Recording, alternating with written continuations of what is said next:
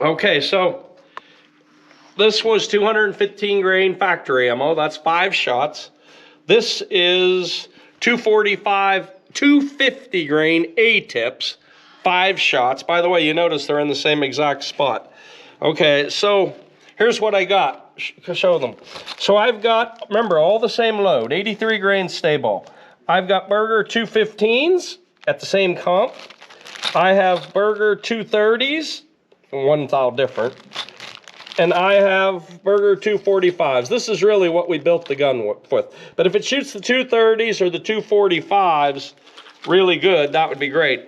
I think I'm gonna go ahead and use these next. Now, bring it over here, Vicki, so that they can know what this gun is.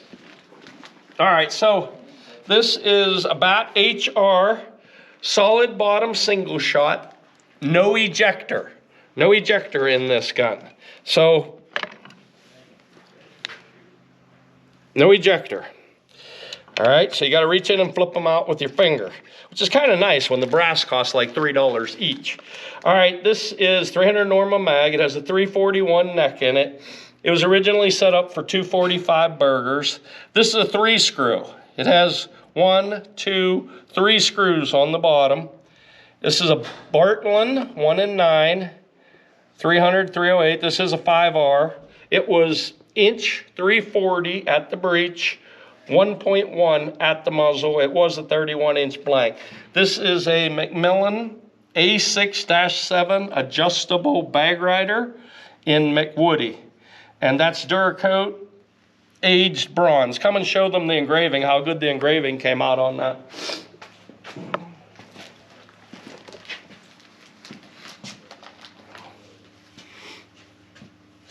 And we weighed this gun on a bathroom scale this morning, and it was right exactly almost 20 pounds, right? Yes. So the whole gun, as it's set up right now, 20 pounds. This is a, show them the colors here. Here, the model. So this is a Collis 5 to 25. This is a DLR, and this is left windage. And these are Hawkins rings with the bubble in it, 34 millimeter. Anyways, pretty nice setup. If we can get this thing to shoot one hole, we'll probably build more of these because, I mean, you think about it. The 245 Berger is, I think the G1 is .807. So, all right, let's go. I'm not gonna clean it. Oh, give me those 215s, Vicki. Right there. All right, so here's what we're going with, so you can get it on camera, so in case you forget. All right, set it over to the side then if you're gonna do that. Okay? And I did not clean the gun. We've only cleaned the gun one time. All right, you ready? You have a new target? Yes. Okay, so here, show them this. Even with the 215, I mean, look at that cartridge. I mean, that thing is impressive. By the way, show the brass. This is Lapua brass in a cardboard blue box. Holy cow, was it high quality brass. It's some of the nicest brass I've ever used. Everything perfectly uniform. All right.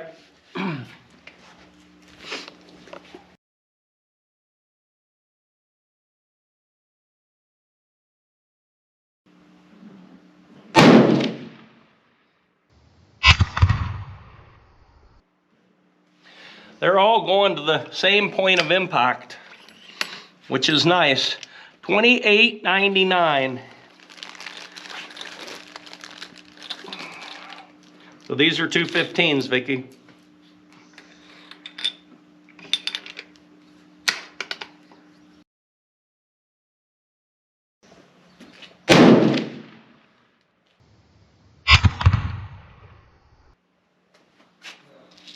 Same deal, about ½ an inch. That's a $28.39. That's a pretty big spread. What was that last one? $28.99. Yeah, that's not good.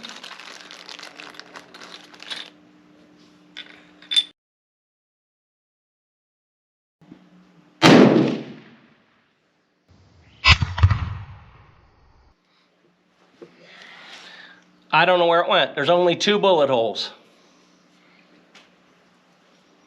Wow. 2856. I don't like the numbers though.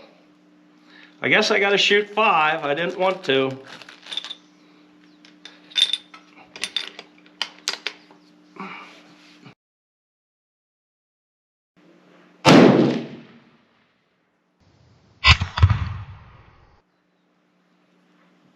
Little triangle. 2882.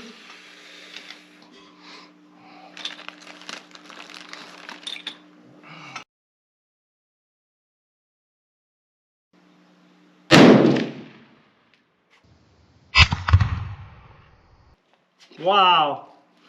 There's only 3 holes in the paper. Wow, that's weird. I mean, you're going to think that's a 3-shot group. There's only 3 holes in the paper. You know what this thing's telling me? With seating depth work and a little bit of maybe messing around with that powder, holy cow, I don't know where those other 2 went. All right, run down and change that and get that target. That was pretty good. 2859. I'm not going to shoot the rest of these, but we have to clean. Okay. Mom's coming with what it is, and it's 5 shots. I'll tell you that. I beat Mom again. Yes! All right, this is 215 grain Berger's 5 shots. What? Okay, so look. So that's 5 shots. I guess 3 of them went, it looks like 3 went through that hole, wouldn't you say? You can't even tell. So you've got, this is 5, these are all 5 shots. This is 5 shot, that's 5 shot, and that's 5 shot. But again, here's what's interesting. Look, all the holes, look at that. They're all on top of each other. I mean, within reason. Now, I'd say that's about the size of a quarter for all of them. So that's 15 shots, no load work. So far, so good. Now, are we running here? We are. So here we are. Look, show them. Now we're up to the 230s, which is getting more in what the gun was built for. Like I said, it was really built for 245s. But let's see what we can get with this. I'll tell you something else, too. We're really sick, and I don't think I'm shooting to my potential today. You ready? Yep.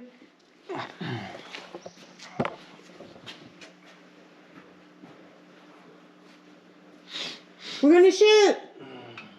I almost feel like I wonder if I should start using I might start using my stop.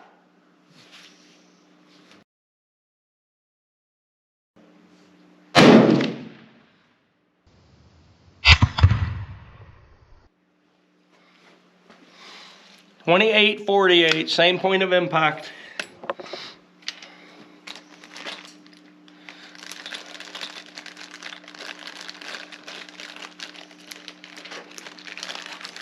If you guys wonder why I did this on my finger, I'm trying to shoot this gun free recoil. So you've got 230 grain bullets going 28-50, and the trigger guard was touching me. It's actually not bad. The recoil's not bad.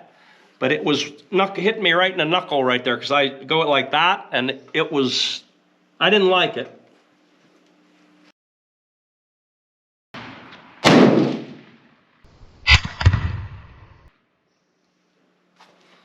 Almost touching. 28-74. You know, I got to tell you something else too. Come over here so that I say this the appropriate way. So this is a brand new call this 5-25 DLR. And you know I really like these scopes. They're really nice. But, so I shot a tangent theta, and last time a ZCO. These are not in the same class as the tangent theta and the ZCO. Them things, they are super impressive. Are they worth almost double the money? I suppose if you have double the money, but they were both those tangent thetas and that ZCO just razor sharp, and maybe the ZCO even had more clarity. Now these are great. This is a super great scope, but not quite in the same league.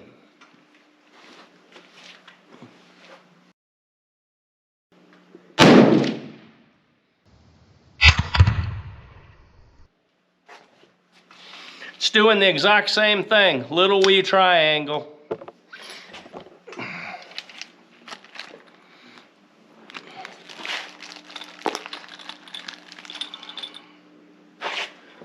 These are better numbers, isn't it? Those yes. last three are pretty good numbers, huh? For a 230 grain, right? Two were almost. Can I see it for a minute? Yes, what is it? So it's 2848, 2874, 2849. So 48, 58, 60. You got 20, 25 feet a second spread. Again, though, we haven't done anything.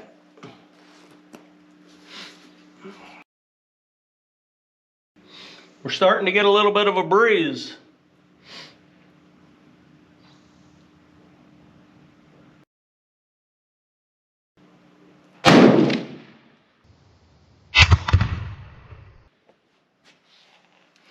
Wow. You can see 3 holes on the paper. That went right through there. With seating depth, I mean, this might be really 2860. Did you get that? I will. So you could bump that to 2900, no doubt. There's no pressure here at all. This is strong brass, and this is a strong gun, strong receiver. You go to 2900 with those 230s, man, that's quite a combination. The only thing that'll beat it is if it shoots those 245s.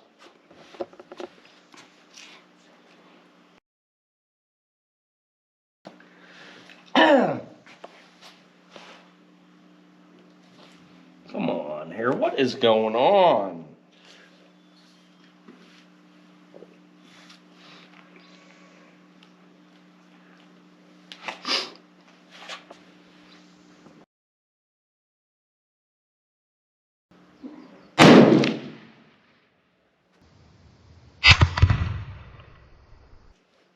Wow, it stacked them up.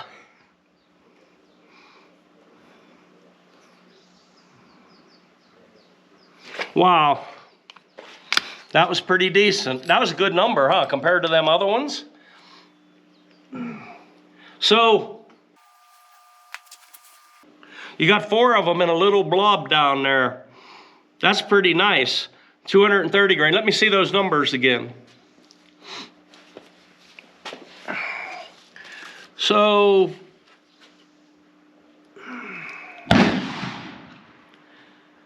$28, $48, $74, $49, $60, $68. You could smooth that out, get that down maybe to 15 feet a second, and bump that up. That 83 grains of stay ball had about maybe 85% capacity of the case, maybe almost 90. So there's definitely way more room for that powder. And again, whether that's the right powder for this cartridge, I don't know. I don't have enough experience with this.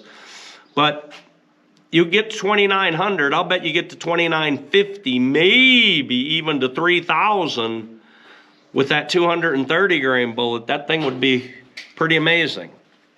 All right, I'm going to 245s. Are we running? Running. All right, so that's 5 shots. What was this? 230 grain Bergers. You know, who knows? Maybe I did that. I don't know. But we're definitely getting better. When I see something like that, that's telling me do just a little bit of seating depth work.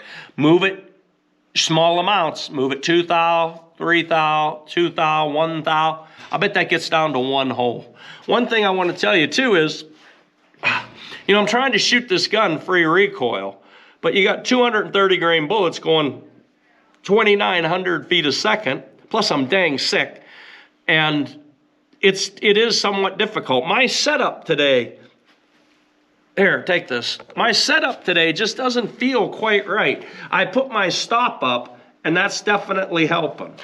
I like to go up and bump the stop. I kind of changed my seat, but things just don't feel quite right, so I'm not sure of them groups how much of that is me, but this thing definitely wants to shoot. So I did not clean it. So we just shot that group now. Oh wait, show them these. Here. This, we were just talking about this. This is what the gun was built for. This is what the reamer was set up for. Remember, we've been using the same powder charge across the board, same comparator number. These are different because the bullet's different length, but these are the ones that we build it for. And this is the one that twist supposedly is right for. So let's see if I can really get a small group, although we do have some wind. All right, here we go. Is the camera running down there? Yes. It is? It was. Okay. All right, here I go.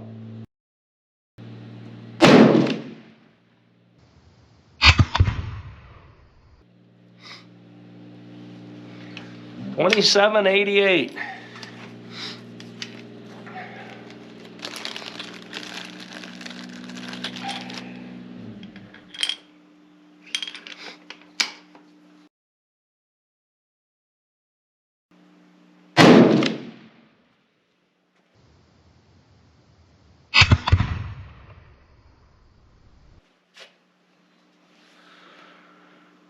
You cannot tell that I just fired a shot. There is one hole in that paper. Nice. Again though, to shoot a gun of this magnitude, free recoil, is not that easy.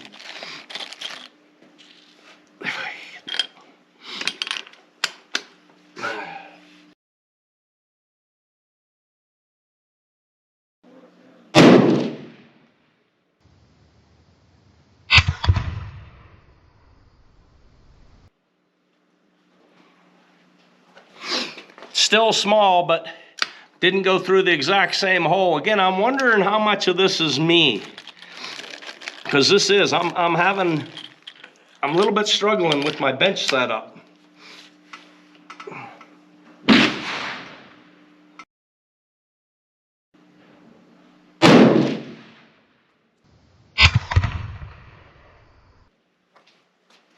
Ah, I strung it out.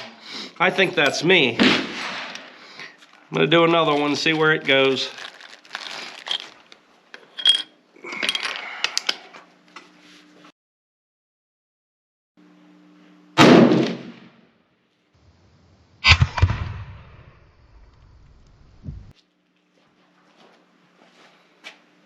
Doubled on one of the other holes.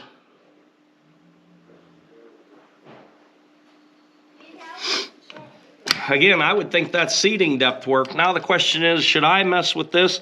I have my press and stuff here. Might be interesting to see. Anyways, write that number down. I'm gonna dry fire here a minute, just see what's going on. It seems like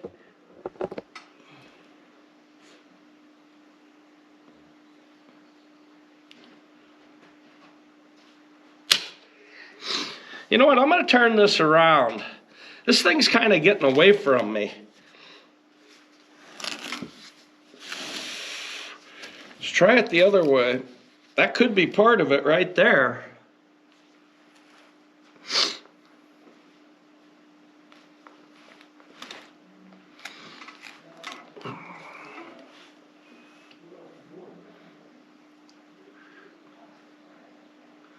Can't tell where I'm at now. There.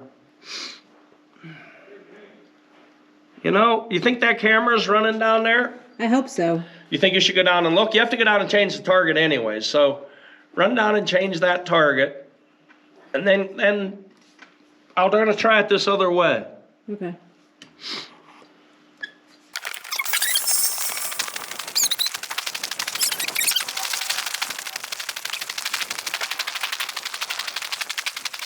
Mom, how many shots is this? It's 5. Hello, we're back again, and this is 5 shots exactly. All right, so I turned my rear rest around. It seems like I'm struggling with recoil. So I spun that around, put it on the uphill side. It was almost like it was coming back too easy. I'm gonna see, it's the same exact load, everything, I just shot that vertical group. When I see a whole bunch of bullets stacked up like that in a vertical line, generally it's gun handling. It's not the load, it's gun handling. All right, see if I can do any better here. part of me almost wants to grab hold of it and hold on, but I'd have to learn to do that then, and I've been practicing. I don't know. All right, here we go.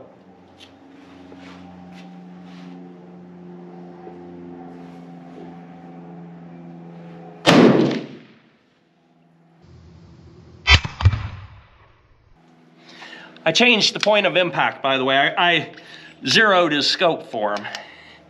I didn't like them way up on the paper like that, but you notice they all have been going in the same spot.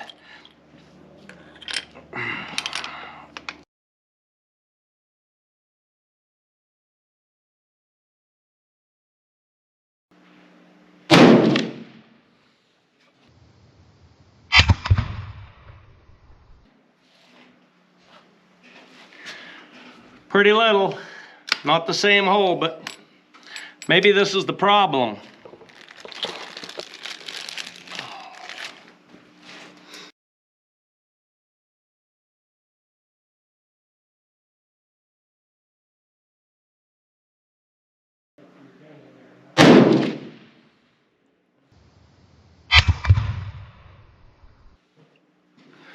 Wow.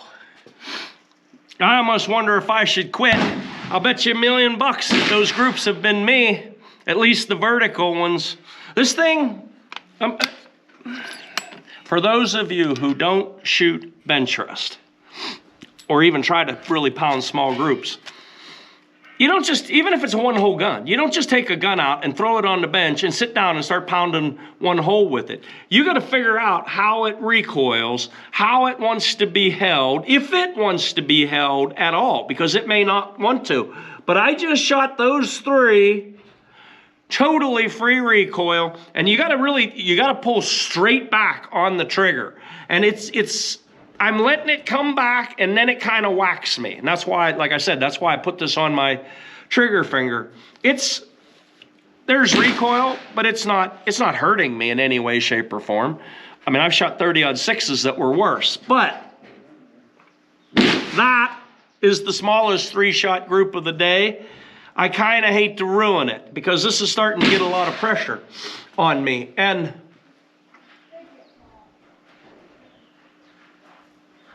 I think I'm gonna call it. I have a whole bunch of brass also with the same exact powder charge and everything in it. But as usual, I don't see any reason to do it.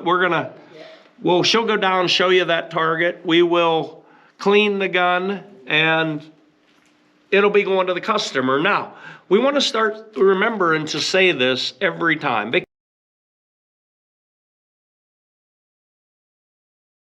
Oh yeah, I almost forgot to tell them. I was trying to get the information. So guess what? We bought new camera, and we would have never, ever, ever been able to afford the camera that we got. It is a B&H Photo. It's a $4,000 camera, okay? And I don't know why. I just happened to be looking on Facebook Marketplace, which I hate that place. That thing's going to run me into ruin. But I'm looking and like, hey, here's this camera that I really like. There's no way we could possibly afford it. And it's half. No, half.